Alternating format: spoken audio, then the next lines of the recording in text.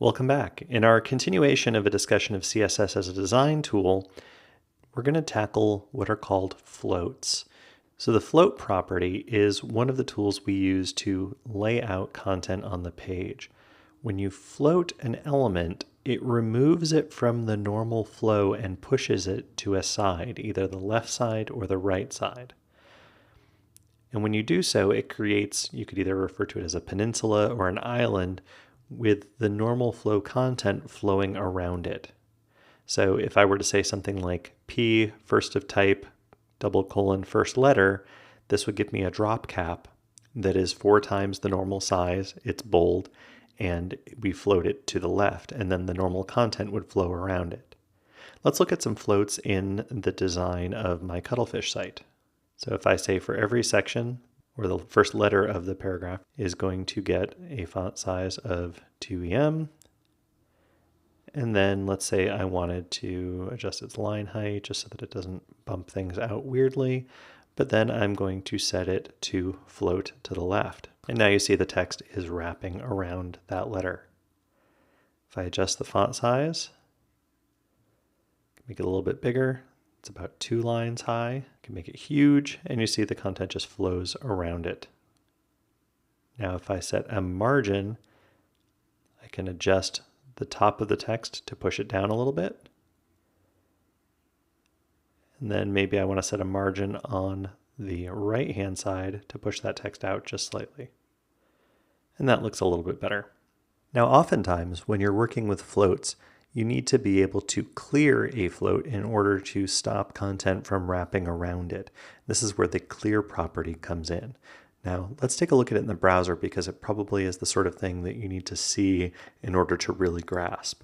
So here we have a section, and inside of that section we have a figure. This figure is floated to the right. Now, if I were to shrink the size of the paragraph, or of the section rather, remove some paragraphs. Let's go ahead and do that. I'll go ahead and delete a couple nodes here so that it shortens up.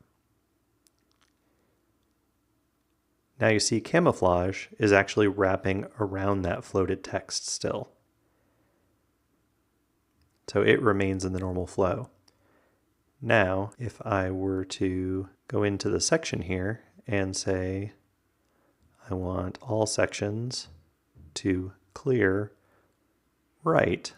Now, the camouflage section no longer wraps around that floated content. So an interesting thing that happens with floats is that if you float all of the children of an element, the element itself collapses because it has no elements inside of it that are holding it open. Nothing is in the normal flow.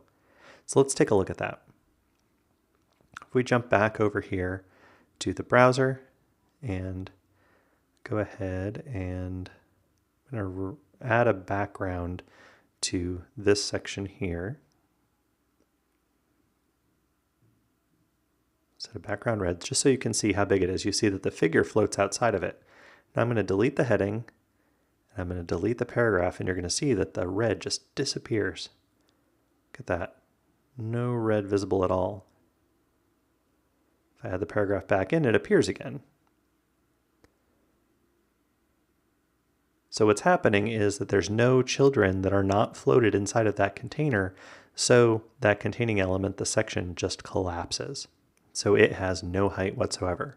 Now using generated content, which we talked about earlier in this lesson, we can actually generate in an empty space, set it to display block, to clear on both sides, and give it a width and height of 0.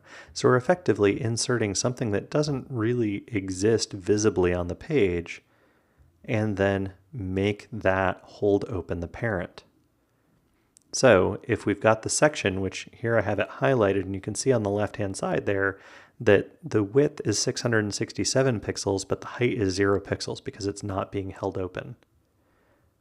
But if I go ahead and add that generated content,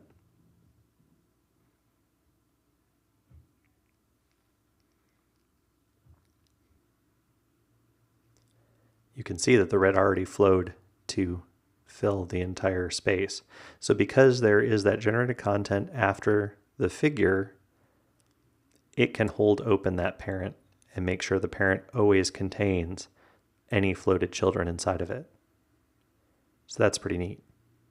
Now another trick that you can use is to say on the layout container or on the section or whatever it is, overflow hidden, which we saw earlier with the triangle example and some of the other stuff.